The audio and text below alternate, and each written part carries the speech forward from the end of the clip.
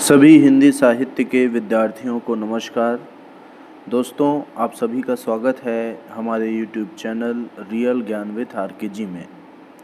दोस्तों, आज के इस वीडियो लेक्चर में हम अज्ञे जी के महत्वपूर्ण उपन्यास शेखर एक जीवनी प्रथम भाग, जिसका नाम है उत्थान, इसका वृहद सारांश देखेंगे। ठीक है, तो शेखर एक जीवनी उपन्यास के 2 भाग प्रकाशित हुए हैं, जिनमें से हमारे UGC नेट के सिलेबस में शेखर एक जीवनी प्रथम भाग उत्थान का ही विवरण है। तो इसको हम देखेंगे इसके बारे में, और उपन्यास की जो विषय वस्तु है, समीक्षा है, उसके तत्व हैं, उसकी दृष्टि से हम लोग इसका विश्लेषण करेंगे। तो चलिए दोस्तों, हम अभी सारांश देख लेते हैं। तो शेखर एक जीवनी उपन्यास को 4 खंडों में बांटा गया है। ये उपन्यास जो प्रथम भाग है वो कितने खंड में बटा है? 4 खंड में बटा है। उषा और ईश्वर, बीज और अंकुर, प्रकृति और पुरुष, और चौथा है पुरुष और परिस्थिति। यह भाग शेखर के बचपन से लेकर किशोरावस्था और जवानी के आरंभिक दिनों तक के जीवन को दर्शाता है। तो दोस्तों, ये जो पहला भाग है शेखर एक जीवनी का उत्कर्ष का, ये जो है उसके बचपन से लेकर, शेखर के बचपन से लेकर उसके जवानी के प्रारंभिक दिनों तक की विषय वस्तु, उसके साथ जो घटना होती है उसको दर्शाता है। तो ये जीवनी शैली में लिखा गया उपन्यास है दोस्तों, इसी कारण इसका नाम शेखर एक जीवनी रखा गया है। उपन्यास की शुरुआत शेखर के फांसी की प्रतीक्षा में जेल से होती है, जहां वह अपने जीवन की स्मृतियों और अनुभवों को लिखना प्रारंभ करता है। शेखर का चरित्र एक विद्रोही, जिज्ञासु और विचारशील युवक का है, जो सामाजिक बंधनों और धार्मिक विश्वासों पर प्रश्न उठाता है। वह ईश्वर के प्रति अनास्था और जीवन के गहरे सवालों से जूझता है। तो एक प्रकार से वह आस्तिक नहीं है, नास्तिक है, और जीवन के गहरे सवाल, उसके जीवन में कई प्रकार के सवाल हैं जीवन को लेके, उससे वह जूझता रहता है। वे सामाजिक बंधनों को नहीं मानता है, तो उसके मन में स्वतंत्रता, व्यक्तिगत स्वाभिमान और सामाजिक परिवर्तन की इच्छा रहती है। वे समाज में परिवर्तन लाना चाहता है। व्यक्तिगत स्वाभिमान और उसके मन में जो स्वतंत्रता की भावना है, किसी से बंध के न रहने की भावना है, ये अत्यधिक रूप में रहती है। उपन्यास में शेखर के परिवार, उसकी बहन सरस्वती जो उसकी प्रेरणा और गुरु है, तथा मद्रासी परिवार की लड़की शारदा के साथ उसके संबंधों का चित्रण भी मिलता है। तो यहाँ पे उनके परिवार के बारे में, उसकी बहन के बारे में, मद्रासी परिवार की लड़की शारदा के बारे में और उसके संबंध, शारदा के साथ उसके संबंध, इसका चित्रण इस उपन्यास भाग 1 में किया गया है। शेखर का शिक्षा जीवन, सामाजिक परिवेश और क्रांति के विचार भी गहराई से यहाँ प्रस्तुत किए गए हैं। तो उपन्यास में उसकी मानसिक उथल पुथल, प्रेम संबंधों, सामाजिक बंधनों से द्वंद्व और स्वतंत्रता की खोज को बहुत ही एक वृत्तांत के माध्यम से स्पष्ट किया गया है। तो ये एक प्रकार का वृत्तांत है जो जेल में रहकर वह याद कर रहा है। उपन्यास की भाषा सूक्ष्म और मनोवैज्ञानिक विश्लेषण से भरपूर है। तो यह उपन्यास दोस्तों न केवल शेखर के व्यक्तित्व का विवेचन करता है, बल्कि उस समय के सामाजिक, राजनीतिक और दार्शनिक परिवेश का भी प्रतिबिंब है। इसमें मृत्यु, अहिंसा, प्रेम, स्वतंत्रता आदि विषयों पर भी विचार किया गया है। उपन्यास का स्वर गहन मनोवैज्ञानिक, दार्शनिक और यथार्थवादी है, तो यह मनोवैज्ञानिक, दार्शनिक और यथार्थवादी किस्म का उपन्यास है और यह जो उपन्यास है वह पाठक की जीवन की गूढ़ता से रूबरू कराता है कि जीवन कितना आवश्यक है और जीवन के कई अर्थ हैं। तो इस तरह से दोस्तों हमने शेखर एक जीवनी के प्रथम भाग का जो सारांश है उसको देख लिया कि इसमें क्या क्या चीज़ बताया गया है। ठीक, अब हम देखते हैं शेखर एक जीवनी प्रथम भाग उत्थान के प्रमुख पात्र और उनकी विशेषताओं को। प्रमुख पात्र है और शेखर इस उपन्यास का नायक है। वह विद्रोही और स्वतंत्रता प्रेमी है। बंधनों से वह घृणा करता है और अपने व्यक्तित्व को पूर्ण बनाने की कोशिश भी करता है। शेखर की सोच में गहराई है, जिज्ञासा और संघर्षशीलता है। दूसरा आते हैं सरस्वती। सरस्वती जो है वह शेखर की बहन है और उसकी प्रेरणा है। वह शेखर के व्यक्तित्व निर्माण में सहायक और मार्गदर्शक है। शारदा। शारदा जो है एक मद्रासी परिवार से है। शारदा जो चंचल स्वभाव की लड़की है और शेखर के लिए आकर्षण का स्रोत है। शारदा स्पष्टवादी है, स्पष्ट बोलती है और यही उसकी विशेषता है। फिर चौथी पात्र है शशि। शेखर की मौसेरी बहन है शशि। वह बहादुर है, संघर्षहीन महिला पात्र है और शेखर के जीवन में एक प्रेरणादायक भूमिका शशि निभाती है। प्रभा। प्रभा जो है वह शेखर की बचपन की दोस्त है जिससे उसका प्रेम संबंध भी जुड़ता है। तो प्रभा और शारदा इन दोनों से प्रेम संबंध इसका दिखाया गया है। फिर अन्य पात्रों में मदरम सिंह, रामजी और मोहसिन ये जेल में शेखर के मित्र हैं जो उसके विचारों और जीवन पर प्रभाव डालते हैं। हरिदत्त ये शेखर के पिता हैं। हरिदत्त जो है अनुशासन प्रिय और पारंपरिक व्यक्ति है। मणिका शेखर की कॉलेज की लेक्चरर है मणिका और वह धनी है तथा शराब की आदी है।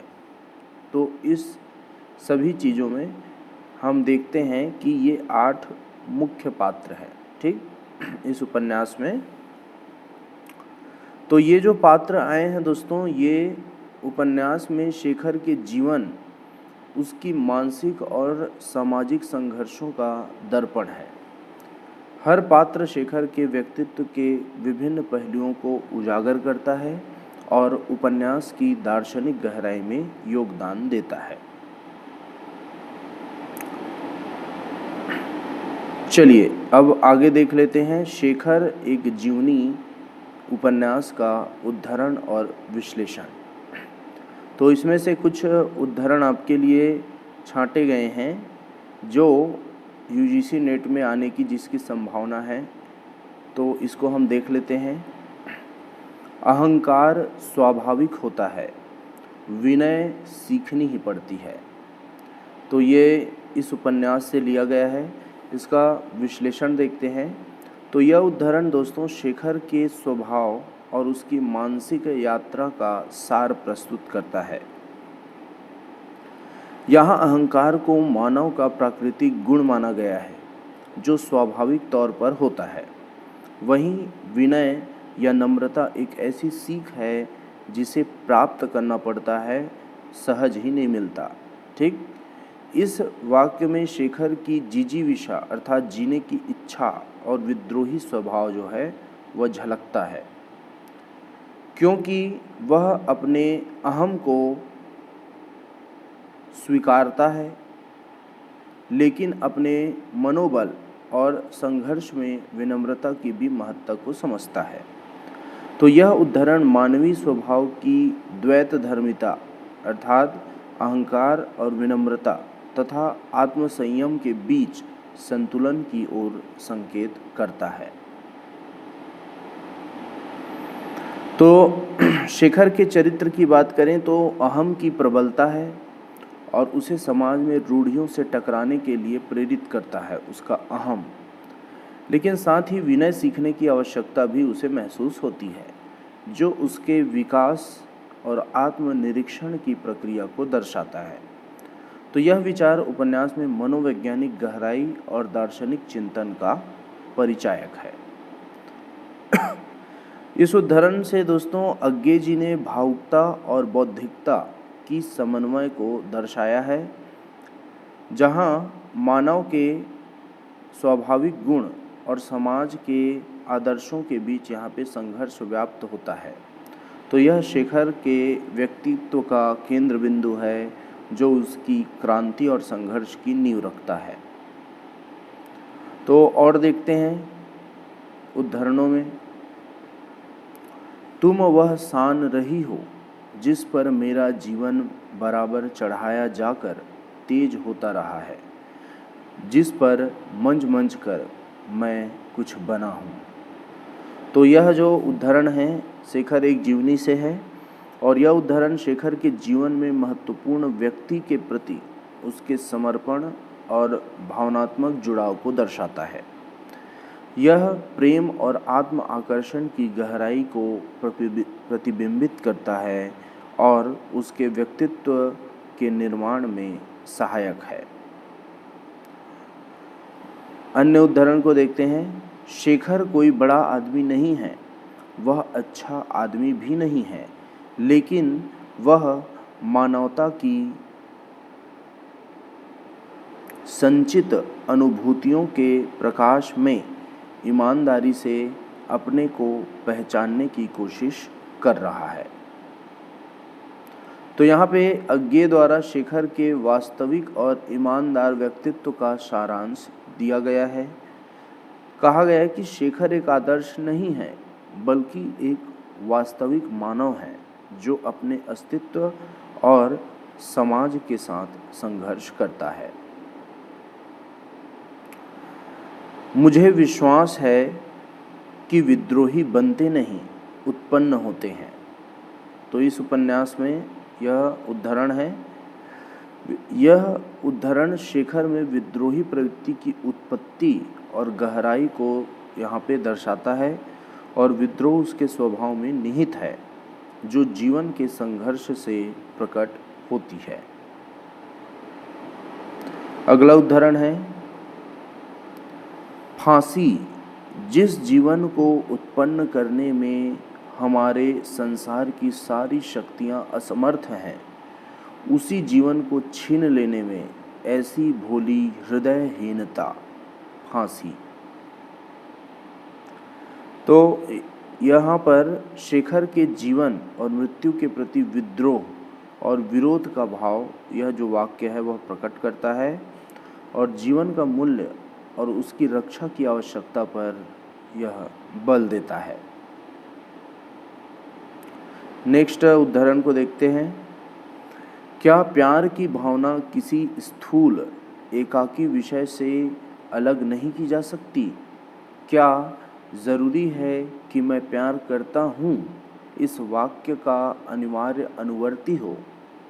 यह प्रश्न कि किसे प्यार और कौन भी एक ही हो। तो यहाँ पे यह जो उद्धरण आया है दोस्तों, वह शेखर के प्रेम की व्यापक और दार्शनिक समझ को दर्शाता है। प्रेम को सीमित व्यक्ति या वस्तु से जोड़ने के बजाय इसे एक व्यापक मानवता के रूप में देखने का दृष्टिकोण यहाँ पे प्रस्तुत किया गया है। तो ये जो उद्धरण आए हैं दोस्तों, ये उपन्यास के मनोवैज्ञानिक, दार्शनिक और भावनात्मक पक्षों को गहराई से प्रकट करते हैं और शेखर के विद्रोही, संवेदनशील और जिज्ञासु व्यक्तित्व की अभिव्यक्ति को दर्शाते हैं। देख लेते हैं शेखर एक जीवनी भाग 1 उपन्यास का उद्देश्य और महत्व। तो अज्ञे के उपन्यास शेखर एक जीवनी के प्रथम भाग उत्थान का मुख्य उद्देश्य जो है वह व्यक्ति की स्वायत्तता और स्वतंत्रता की खोज है। अर्थात व्यक्ति अपने मन का मालिक हो, वह किसी के अधीन न हो और किसी भी प्रकार के बंधन में जकड़ा न हो, वह अपना स्वयं का डिसीजन ले सके, अपनी ज़िंदगी को अपने तरीके से जी सके, है ना। यह इसकी खोज करता है। और यह उपन्यास एक आदर्शवादी युवक शेखर के माध्यम से समाज में व्याप्त पराधीनता, रूढ़िगत सामाजिक मान्यताओं और धार्मिक विश्वासों के विरुद्ध विद्रोह को दर्शाता है। शेखर तर्क और बौद्धिकता के आधार पर समाज में बदलाव लाना चाहता है। वह अपने अंदर के द्वंद्व, प्रेम, मोह, भय और अस्तित्व के प्रश्नों से लड़ता है। उपन्यास में यहाँ पे केवल शेखर का व्यक्तिगत वृत्तांत नहीं है, बल्कि उस युग का, अर्थात जिस समय यह उपन्यास लिखा गया, और समाज का भी यह उपन्यास एक दर्पण की तरह काम करता है, जिसमें व्यक्ति अपनी अस्मिता और स्वतंत्रता को स्थापित करने के लिए संघर्षरत है। शेखर के विचारों, उसके मनोवैज्ञानिक उतार चढ़ाव, जेल के अनुभव और सामाजिक संबंध, यह जो है उपन्यास का केंद्र बिंदु है। तो यह जो पुस्तक है दोस्तों, हिंदी साहित्य में मनोवैज्ञानिक उपन्यास के क्षेत्र में मील का पत्थर मानी जाती है दोस्तों। तो मनोवैज्ञानिक उपन्यास में मील का पत्थर है, इसी कारण बहुत ही महत्वपूर्ण है। इसने व्यक्ति के आंतरिक मनोविज्ञान और सामाजिक यथार्थ के बीच संबंध स्थापित किया। और उपन्यास की भाषा जटिल है और गूढ़ है, अर्थात इसमें क्लिष्ट अर्थ छुपा हुआ है, गूढ़ अर्थ छुपा हुआ है। इसमें पूर्व दीप्ति पद्धति अपनाई गई है, जिससे पाठक को शेखर की मानसिक यात्रा का अनुभव होता है। तो संक्षेप में हम देखें दोस्तों, तो शेखर एक जीवनी का प्रथम भाग व्यक्तिगत स्वतंत्रता की खोज, सामाजिक और दार्शनिक चिंतन और विद्रोह की अभिव्यक्ति है, जो हिंदी उपन्यास को नई ऊंचाइयों पर ले गया। अब हम देख लेते हैं शेखर एक जीवनी भाग 1 उपन्यास का युग, प्रवृत्ति और रचनात्मकता। तो युग की बात करते हैं। युग की बात करें दोस्तों, तो शेखर एक जीवनी जो है स्वतंत्रता के पूर्व और स्वतंत्रता के बाद के युग का प्रतिनिधि रचना है। यह उस समय के सामाजिक, राजनीतिक और सांस्कृतिक परिवेश के प्रभावों को प्रकाश में लाता है, जहां व्यक्ति अपनी अस्मिता, स्वातंत्र्य और सामाजिक व्यवस्थाओं के खिलाफ संघर्षरत था। तो यह उपन्यास उस युग के विचारों और मान्यताओं का दर्पण है, जिसमें विद्रोह, आत्म अन्वेषण और व्यक्तिवाद की प्रधानता थी। तो ये जो शेखर एक जीवनी प्रथम भाग है, ये स्वतंत्रता के पहले प्रकाशित हुआ दोस्तों, ठीक है। तो इसमें ये सभी चीज़ें हमें दिखाई देती है। प्रवृत्ति की बात करें तो यह उपन्यास मनोवैज्ञानिक है और विद्रोही प्रवृत्ति का है। अज्ञे ने इसमें शेखर के मनोविश्लेषण को अत्यंत गहराई से दिखाया है। यह रचना व्यक्तिगत और सामाजिक विद्रोह का आदर्श प्रस्तुत करती है, जहां शेखर अपने अंतर्मन के उन द्वंद्वों और प्रश्नों से जूझता है जो उसे परंपरागत सामाजिक मानदंडों से अलग कर एक विद्रोही बनाता है। तो यह उपन्यास बालक के मन में विकास, अस्तित्व की खोज और समाज से टकराव की कहानी है। रचनात्मकता की बात करते हैं दोस्तों। तो रचनात्मकता की बात करें तो शेखर एक जीवनी में पूर्व दीप्ति, फ्लैशबैक शैली और मनोवैज्ञानिक विश्लेषण का उपयोग किया गया है, जो उस समय हिंदी उपन्यासों में नवीन था। तो ये बहुत ही महत्वपूर्ण है। तो भाषा में प्रतीकों और सूक्ष्म बिंबों का भी समृद्ध प्रयोग हुआ है। जैसा कि आप जानते हैं कि अज्ञेय जो है वो अपनी कविताओं में प्रतीक और बिंब के प्रयोग में माहिर हैं, तो इस उपन्यास में भी उनके द्वारा ऐसा किया गया है। उपन्यास का शिल्प बहुआयामी है और जटिल है। इसमें जीवन की वस्तुनिष्ठता, दार्शनिक चिंतन और भावनात्मक गहराई का अनूठा मेल दिखाई देता है। अज्ञेय ने शेखर के चरित्र के माध्यम से व्यक्तिगत अनुभवों और सामाजिक यथार्थ को एकीकृत करते हुए हिंदी साहित्य को नई दिशा दी है। तो इस प्रकार दोस्तों, शेखर एक जीवनी स्वतंत्रता के पूर्व और उत्तर युग का मनोवैज्ञानिक और विद्रोही उपन्यास है, जो आधुनिक हिंदी साहित्य में गहन प्रभाव छोड़ने वाला महत्वपूर्ण नवचारात्मक कार्य करता है। तो ये नवाचार से समृद्ध है, क्योंकि इसमें मनोविज्ञान और विद्रोही स्वभाव आ गया है। साथ ही यह दोस्तों, इसमें बिंब और प्रतीकों का प्रयोग भी महत्वपूर्ण है। अब हम देख लेते हैं उपन्यास का तात्कालिक और ऐतिहासिक महत्व। तो अज्ञेय के उपन्यास शेखर एक जीवनी का तात्कालिक और ऐतिहासिक महत्व बहुत गहरा और व्यापक है। तात्कालिक महत्व की बात करें, अर्थात उस समय इसे लिखने के महत्व की बात करें, तो शेखर एक जीवनी उस समय के सामाजिक और राजनीतिक यथार्थ का सजीव प्रतिबिंब है। जब भारत स्वतंत्रता संग्राम की आग में जल रहा था, यह उपन्यास खास तौर पर उस युग के नवयुवकों की मानसिकता, उनकी विद्रोही भावना और उनके व्यक्तिगत एवं सामाजिक संघर्षों को प्रकट करता है।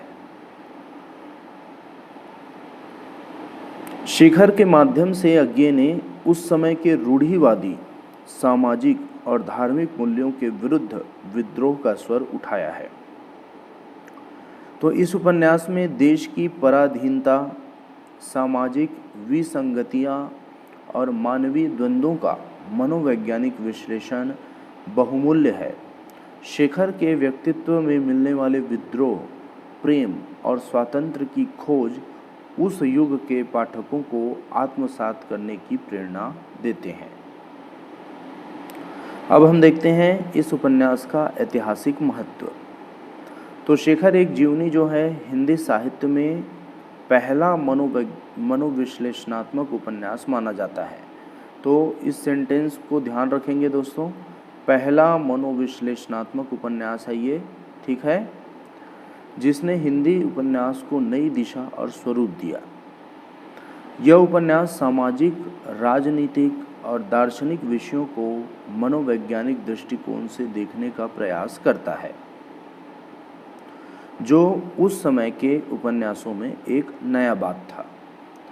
अज्ञेय ने व्यक्तिगत और सामाजिक मनोविज्ञान को एक साथ प्रस्तुत करके हिंदी साहित्य में मनोवैज्ञानिक उपन्यास की नींव रखी।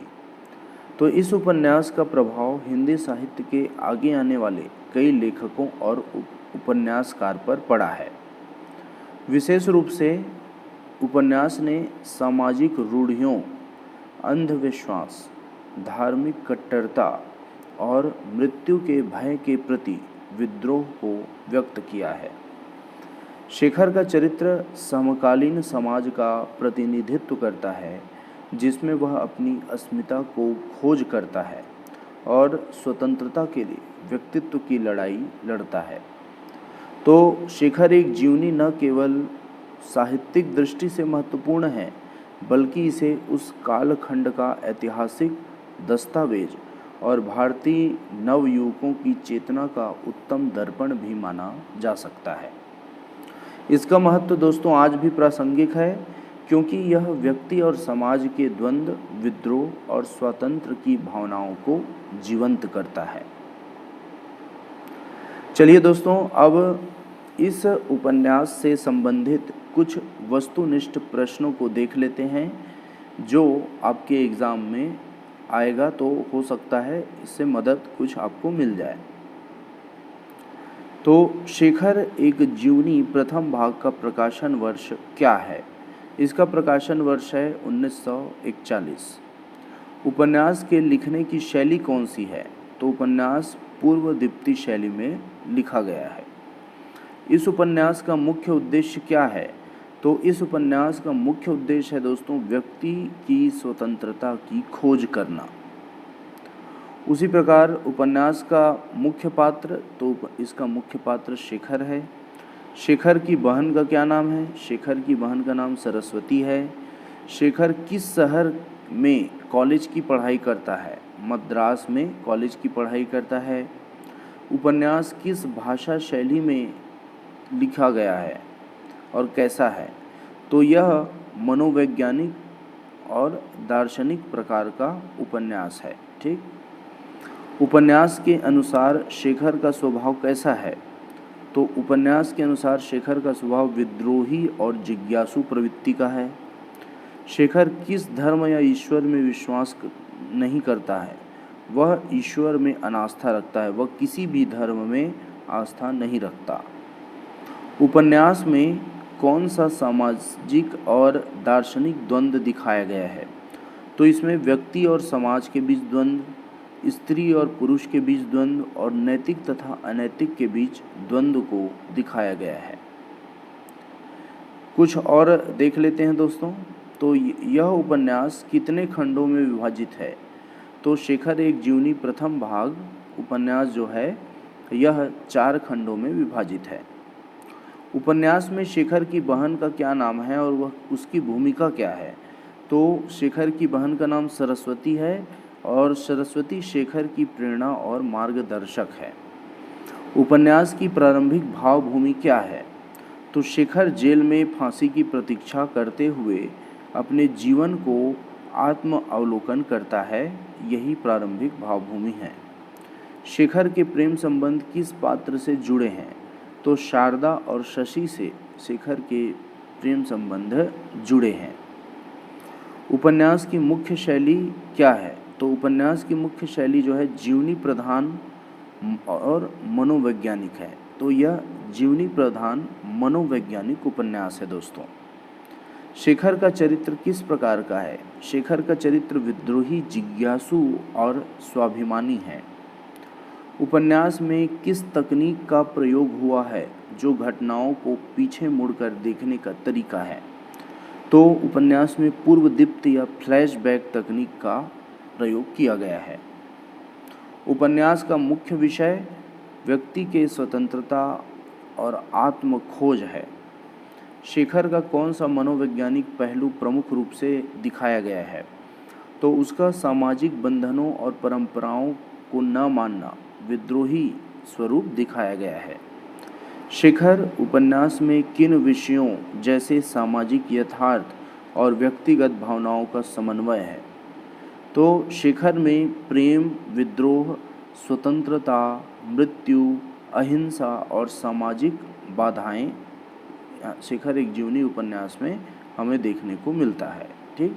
तो यह जो उपन्यास है दोस्तों, उसमें ये जो प्रश्न दिए गए हैं वह उपन्यास की गहराई और विचारधारा को समझने में निश्चित ही आपकी मदद किए होंगे और शेखर एक जीवनी के प्रथम भाग के मुख्य तत्वों को यह स्पष्ट करता है। तो आशा है आपको यह समझ आ गया होगा। ठीक है। कुछ और प्रश्न हैं, जैसे उपन्यास के प्रथम भाग में कितने खंड हैं? तो 4 खंड हैं। कौन कौन से? उषा और ईश्वर, बीज और अंकुर, प्रकृति और पुरुष तथा पुरुष और परिस्थिति। तो ये आपको क्रम से याद होने चाहिए दोस्तों। मिलान के लिए आपको पूछ दिया जाएगा। ठीक है। उपन्यास में कौन सी शैली का प्रयोग हुआ है? तो पूर्व दीप्ति। मुख्य पात्र शेखर सबसे महत्वपूर्ण प्रवृत्ति है, विद्रोही और जिज्ञासु। शेखर की प्रेरणा और मार्गदर्शक कौन है? उसकी बहन सरस्वती। उपन्यास में शेखर का प्रेम संबंध शारदा और शशि से होता है। शेखर मद्रास में कॉलेज की पढ़ाई करता है। उपन्यास का मुख्य विषय है व्यक्ति की स्वतंत्रता, स्वायत्तता और आत्म खोज। उसी तरह शेखर के मन में कौन से अस्तित्वगत प्रश्न उठते हैं? तो उसके मन में ईश्वर, मृत्यु, स्वतंत्रता और जीवन के अर्थ को लेकर ये मुख्य प्रश्न उठते हैं। शेखर का स्वभाव किस भावना से प्रेरित है? शेखर का स्वभाव अहंकार और काम भावना से प्रेरित है। उपन्यास की भाषा शैली का कौन सा प्रभाव छोड़ती है? तो यह मनोवैज्ञानिक, दार्शनिक और संवेदनशील है, जो शेखर के मनोविज्ञान को गहराई से स्पष्ट करती है। तो दोस्तों, इस तरह से हमने इस उपन्यास को देखा। नेक्स्ट वीडियो लेक्चर में हम शेखर एक जीवनी उपन्यास भाग 2 को भी देखेंगे। तो अगर आप कमेंट करेंगे तो मैं इस वीडियो को लाऊंगा। तो दोस्तों, अगर आपको यह वीडियो पसंद आया तो लाइक कीजिए, शेयर कीजिए और कमेंट करना ना भूलें आपको जिस भी टॉपिक में वीडियो चाहिए। और अगर आप हमारे चैनल में नए हैं तो सब्सक्राइब कर सकते हैं, आपको ही फ़ायदा होगा। ठीक है दोस्तों, तो आज के लिए इतना ही। धन्यवाद।